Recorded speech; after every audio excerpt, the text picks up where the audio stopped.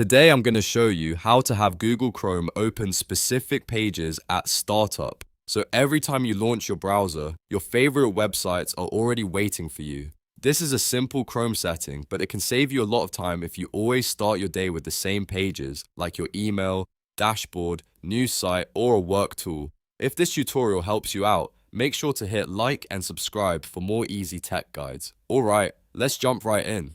First, open Google Chrome on your computer. Once Chrome is open, look to the top right corner of the browser window and click the three dots menu. This is where Chrome keeps most of its main settings and options. From the menu, click Settings. That will open the Chrome settings page. On the settings screen, look at the left-hand menu and click on Startup. This section controls exactly what Chrome does when you launch it.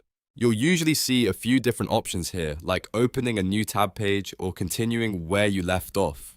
What we want is the option that says open a specific page or set of pages. Select that option and Chrome will now let you choose custom websites to open every time the browser starts. After selecting it, click Add a new page. A small box will appear where you can type in the website address you want Chrome to open. For example, you can enter https://google.com if you want Google to load automatically when Chrome starts. Once you type the address, click Add. If you want Chrome to open more than one website at startup, just repeat the same process.